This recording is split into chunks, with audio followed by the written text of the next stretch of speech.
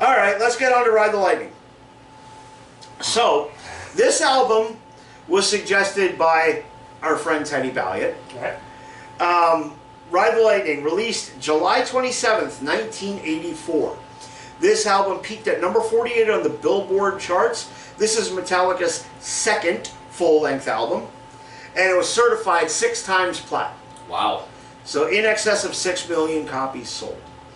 Remastered 2 times in both 1995 and 2016. Really? Lars needed money. Mm-hmm. Fighting Napster is expensive. And, well, you know, they gave Trujillo $1 million to join the band. What we'd like to do is offer you $1 million to join our band. Why don't they just... Well, don't they get that priest signing? Well, this way, you know we're serious about getting you to join our band. Okay. Dude, you need to watch Some Kind of Monster. Do I fucking have that? I think I have. I have it. I have it as well. But anyway, I'll save my overall thoughts till the end. First song is "Fight Fire with Fire," and I'm going to go through the. I want to go through the songwriting credits on this because I purposely put the songwriting credits on this. It's twofold. The purpose is twofold for the songwriting credits. "Fight Fire with Fire" was written by James Hetfield, Lars Ulrich, and Cliff Burton. Okay. Okay. "Fight Fire with Fire." The ending is near. We all shall fight fire with fire, crushing with fear. We all shall die. What? Go ahead. Sorry, I interrupted you. No, go ahead. What I love about this song at the start of the album, and they did it again on Masters of Puppets with Battery, is that nice, The little acoustic intro. interlude, and then it just punches you in the face. Yeah, it's more of a sissy slap, but It's a good song. It's there. it's no. I'll agree with Jim. It's there.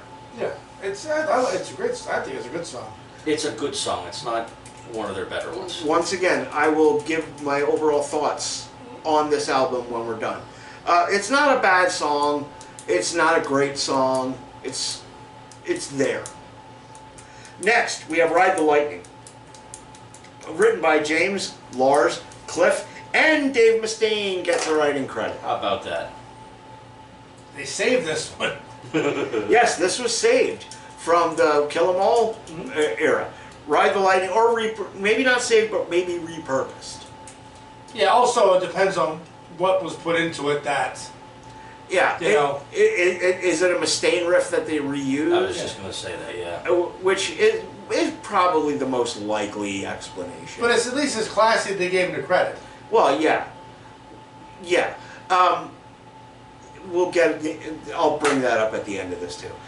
This one is I think this is one of my favorite songs in the album.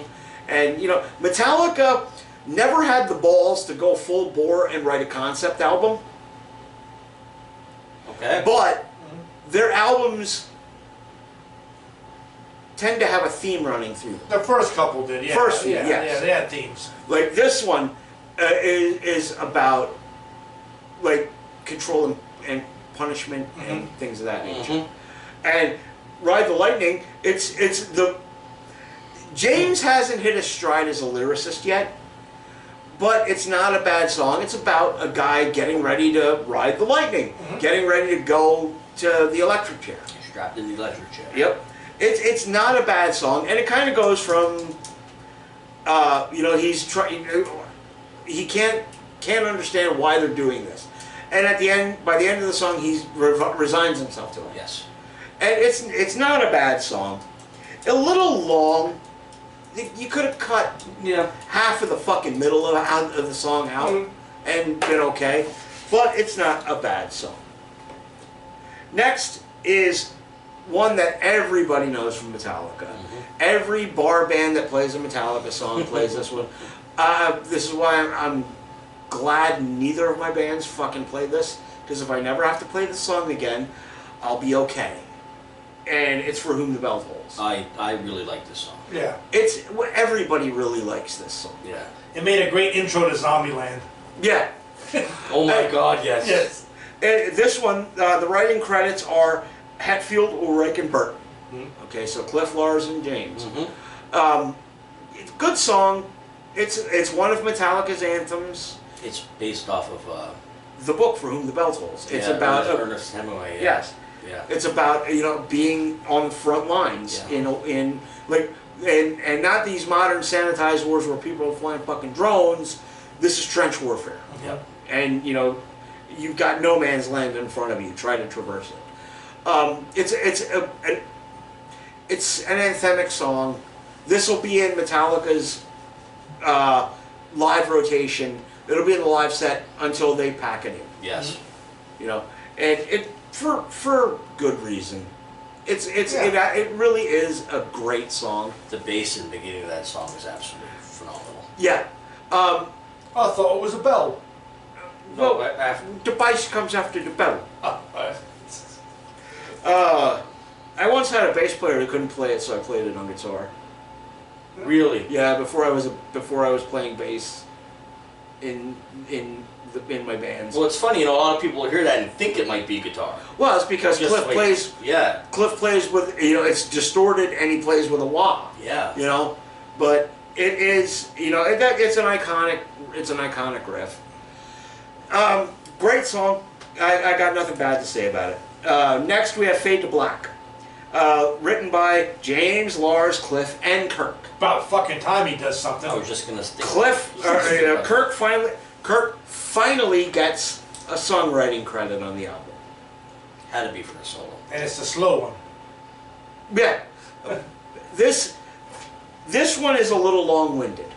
It is. You could have cut 3 minutes off the back end of this song, but then we would have lost one of Kirk's great guitar solos. I know. That's. And this is before Kirk Hammett relied solely on a wah pedal for his guitar solos. This is more than a wah pedal. This is one of Kirk's best solos. Yeah. Yes. I like the song. If I never have to play it again, I'm okay with that. That ends side one. Yep. Next, we get on to side two, and one of the more underrated tracks on the record, "Trapped Under Ice." I agree. That should get more airplay. Yes. And then you sit there and go, whoa, who the fuck thinks of this shit? It's a really James. Like I said, James hasn't come into his own yet as a lyricist on this Correct. album. He's going to progress and he's going to mature a lot when we get to Master of Puppets, and then especially when we get to albums like Injustice for All. But this one here, some of the visuals that he paints are fucking excellent in this song, and it's a very underrated song. I wish they would play this one live. Oh. I mean, yeah. I still wouldn't pay money to see them live again, but they should try this one live. I'll find bootlegs of the streams. There you go. This one was written by James, Lars, and Cliff. Okay. I want to know, other than bad drum parts, what is Lars writing? Bad drum parts. Well, it just has the drum parts in it. Well, how about it sounds a little stock. How about if you play this there? Shut the fuck up, Danish little bitch. Anyway, moving on. Another underrated song. Uh-oh.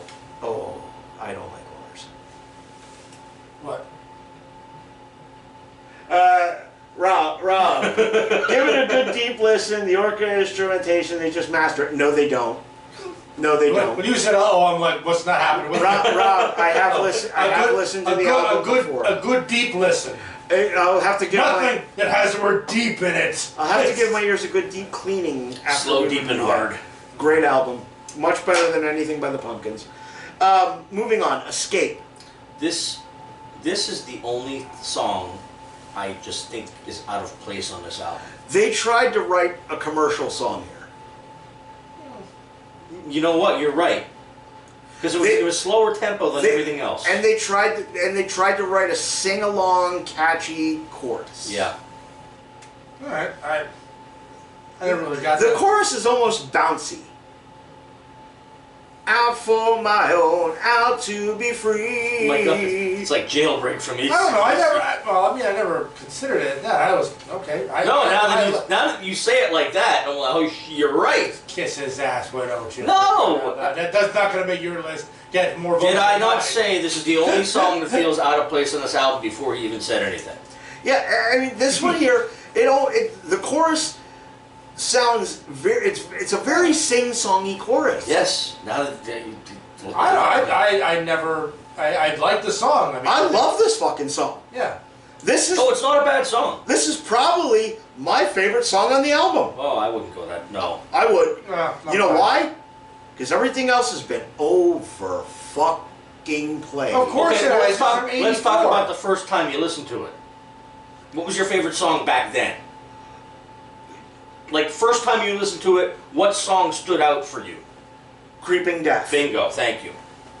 And thank you for being honest. Creeping Death. That's... Which is next. And... Oh, hang on. Writing credits on Escape, Hatfield, Ulrich, and Hammond again. Okay. Okay. Kirk is all over the second half of this record. Yeah. He's all over the second half of this record. Next, we have Creeping Death, which was, you know, when I first heard this album, and now we're going back 40 years. Oh, yeah. You know, we're going back nearly 40 years. This was the song that grabbed me. Yes.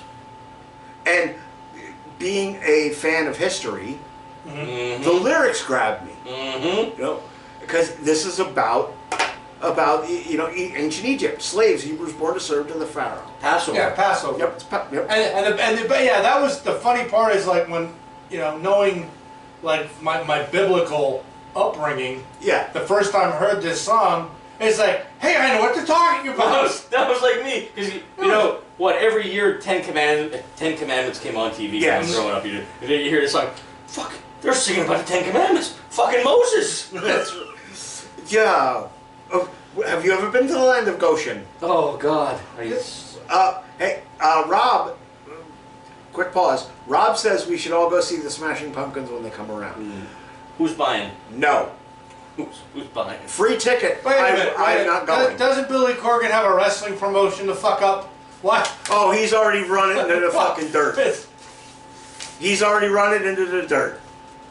When you put your world title on Tyrus. You know, I'm gonna say this. I mean, if the tickets are free and it's local and I'm available, I'll definitely go see the Smashing Pumpkins, just to see the fan base. More fodder for the cannon. It's true. Struth. Struth. You know what? I might consider it just for that. But the question I'm left with is, do I really want to put myself through that? No, you don't. You're right. I probably don't. You'd rather go see Disturbed. No. No. Given a choice between the two, gun to my head, Come on. I'm probably going to see Disturbed. Oh, that's what I said. And you know what? I'm going to sit on my phone the whole time, just in hopes that David Draymond says something to me. He called. You remember that a few years ago? I think I saw something on YouTube. The self-righteous calling people out. The self-righteous fuck was calling a woman out for being on her phone, trying to get in touch with her daughter, who was in a car accident. Oh my God. Yeah. I mean, granted, he had no way of knowing that. Yes, but still. But fuck you, dude. I paid for these tickets. I can do what I want. I do what I want. Eat a large bag of dicks. I wonder what he would have done to the fat guy grabbing an anthrax pick. Nothing. Nothing. Nothing, because all you have to do is grab them stupid little spikes He he's got hanging. stopped wearing them. All you got to do is grab them stupid little spikes Yeah, and they pull. go like that, don't they? Yeah, they are like. Oh, it's through here. All you do is rip them out. He's done, Man, just stop. and he deserves it. It's through the fucking bone, man. What's wrong with you? Painful. Not caring. Stupid should hurt. He's not wrong. Final song on the album. This is the last song that has a Dave. No, there is one on Master of Puppets that has a Dave Mustaine writing credit. Jesus Christ. Yeah. But this has a Dave Mustaine writing credit as well. The Call of Cthulhu, written by Hatfield, Ulrich, Burton, and Mustaine. They're a fantastic instrumental. Absolutely incredible. It needs lyrics. No, it doesn't. If you're gonna name it after some Lovecraftian shit, you put lyrics in that. Well, they did on a later record. Yes. It's called "The Thing That Should Not Be." Yes. Exactly. Well, yeah. But it's a later record, not this record. Well, we're not talking about that later record. We're talking about this record. What's wrong with you, record? I'm wondering if Trapped Under Ice was also about the Lovecraftian mythos. It might have been. No. No, he didn't have any stories like that. Yeah, he did. Yeah, he did. Trapped Under Ice, he had the one where the people, the guy... We're in Antarctica? Are you going to argue with me about Lovecraft? Oh, please do. Yeah, exactly. I read Lovecraft. It may not have been the Cthulhu mythos, but Lovecraft did have some shit about being trapped under ice. In Antarctica. In Antarctica. Against Ithaca. I think I read that one. He's not wrong. Okay. He's Yeah, not wrong. The only one I remember with the ice was the frozen person in the apartment. Yeah, they went to, like, they went into the desert, they went into... Yeah, it's not the Cthulhu mythos, but it is Lovecraft. It's Lovecraft. Yeah. It's all under one umbrella. Yes. Overall impressions of the records. Of the record. I love this one. I even humbled myself and went to Walmart to pick up the blue copy. On vinyl. Yeah. Nice. Jim? You went to Walmart. That's okay. I'd give it like a 7.5, 8. It's Definitely, you know, 8 or higher, 9. I mean, it's one of the first 4 albums are my favorite albums. I agree with you, Rob. Disturbed does suck. Rob who? Richie. Oh, okay. But okay. So you're going 8. Yeah. You're going 7. We'll go 7.5, 8. Yeah. I'm going 6. This is one of those albums, and I'm sorry, our generation put this album on a pedestal. Okay. This is one of the albums because it was one of our gateways into metal and thrash specifically, and our generation really did elevate this album and put it on a pedestal, probably undeservedly. It's not as good as I remember as we thought it was. I think compared to the stuff that was out at this time, you know, I think this was like it just needed to be there. Yeah, heavier stuff is coming, but from everybody. 86. Holy shit, 86. That's happened. That has nothing to do with it. It's just not that good. It is. It's not. And completely honest here, it may be my harsh feelings on all things Metallica have come in the last, say, 10 years. I've looked on them a lot harsher than I ever did, because I've progressed beyond them. Okay. Metallica is not that fucking good of a band Yeah, in my eyes. the be all end all that we once thought they were. Right, they're not that good. Comparatively speaking. No, comparatively speaking, I mean, but you know, every generation has its own Metallica, and that's how they keep on with the money. No, they keep on with the money because they're playing fucking football stadiums at several $100s a head. No. Aerosmith would still be out there if they didn't, you know, If they weren't 90. if they didn't fuck up and release 9 Lives. If they weren't 90. They're all still playing. Most bands that have multi-generational like careers. Metallica is just not, they're not all that. I've really, I just can't do it with them anymore. And you can say that, but I can tell you right now, I'm really bummed I can't take my kids to go see them. That's Yeah, no, I know. That's another thing entirely. Yeah. Because that's something you can do with you and Jimmy and Bella. Yeah. And like if Randy or Jesse or Alistair were to come to me and say, hey, I really want to go see Metallica, I would absolutely fucking do it. And I'm not gonna go. Like I said, I'm not gonna go to. I would. One of those things. I'm going to the concert to see them see Metallica. Yeah, exactly. Hold on one second. Rob? Oh! Aerosmith is better than both Disturbed and the Smashing Pumpkins. He has a lot of weird opinions. Yes, he does. That one's... No, Aerosmith is actually a super fucking talented band. Those guys are really good. There's another underrated bass player for you. Tom Hamilton. Yeah. Tom Hamilton is a great fucking bass player. All you gotta do is listen to the bass line in Sweet Emotion. Mm-hmm. Yes. Exactly. Boy, it's amazing how that just pops in your head. It's catchy as shit, and it's just fantastic. But yeah, I would absolutely, if one of the boys came to me and said they wanted to go see Metallica, I would be down. This Rob fellow is just suspect, considering one of his favorite bands. Yeah. Wait, hey, that's my gag. That's my gig, pal.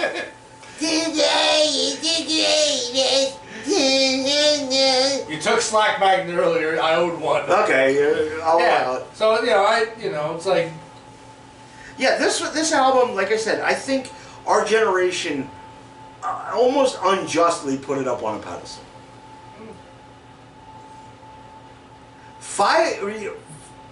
Maybe even 5 years ago, 10 years ago definitely, I would have given this a much higher rating than a 6. 10 years ago was only like 2013. Yeah. Just not. It wasn't the 90s that long ago. Before I forget this is so funny when you're talking about, time-wise and stuff like that. I had a garage call me. They had it was a 2000 or a 2001 Focus. They needed a throttle position sensor for it. And I knew from, I said some of those you have to get the whole throttle body, they don't service it separate. And this engine, you had to get the whole throttle body.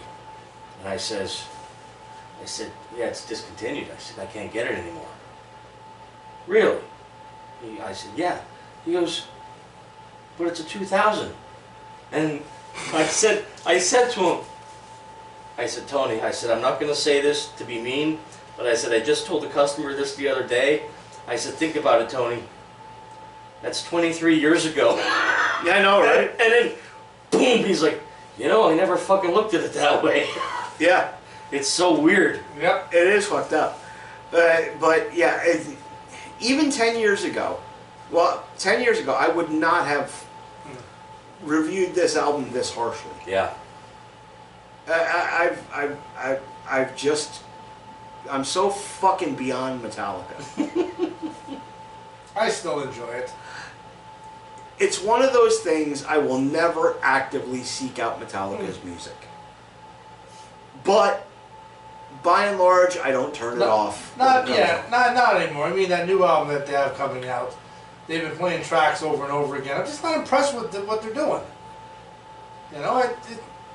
It sounds like exactly what it is. A bunch of guys in their 60s trying to play a fucking thrash metal. It's exactly what it sounds like. Yeah. Like everybody, when Lux Eterna first dropped, everybody was going fucking gaga over it. I'm like, no, it's not that good. The new Megadeth album is really freaking good. Yeah, the Sick, the Dying, and the Dead. Yeah. Yeah, I mean, compared to what I've been hearing from Metallica. Well, I hate to say it, but maybe the fact that Mustaine is still holding a grudge after 40 fucking years is why he's still writing angry music. Dude, it's been 40 years. You're a multimillionaire too. Yeah. Let it go. Yeah, but also, I mean, the more albums any band releases, they have more shit to compare it to. Yeah. And that, you know, when you got someone that may release 5 albums, you know, they're going to be probably, you know, praised higher than ones when, once you get to your 10th, 11th album, it's like, Jesus Christ. Yeah, but this... I mean, for as long of a career as they've had, Metallica has a relatively small catalog. If imagine this, the universe. Imagine the universe if Lars didn't fuck with the drum. No, imagine the universe if Cliff hadn't died. Well, that one's a... That's a huge what if right there. I honestly don't think they would have achieved the success that they have kept going. I don't know. Because I think they would have stayed on what they were doing and wouldn't have tried to branch out. The music, the Black Album wouldn't have happened. The music would have been so much better. Yeah, but the Black Album wouldn't have happened. You know? You're not wrong. Justice might not have even have happened. You're not wrong. And then they would have just, you know, been like, okay, 3 more albums, and now Metallica you can see at Croc Rock. What? No, I don't think... How many bands did we see at Croc Rock that were big at the time? Well, but big before that. So they sell out arenas, we're seeing them at Croc Rock. And there was a lot of bands like that. I don't think... I don't know. But the trajectory of Metallica's career would have definitely been way different had Cliff not died. Yeah. Because for those of you who don't know the story, and Scotty Ian of Anthrax has corroborated this in his book, because they were on tour in Europe with Metallica when Cliff died. The rumor was always that when they got back to the States after the tour, they were going to fire Lars. Okay? Because he's just not a good drummer. But the bus accident happens. Cliff Burton ends up dying. And they thought that they couldn't... Well, essentially James and Kirk thought they couldn't survive losing 2 members. So Lars is still here. Lars is still in the band. And like I said, Scotty Ian corroborated that because Anthrax was on that tour. And he said that James had told them that they were going to sack Lars when they got back to the States. The trajectory would have been vastly different. Would have been vastly different. But, I mean, sorry, Teddy. I got to be honest. I have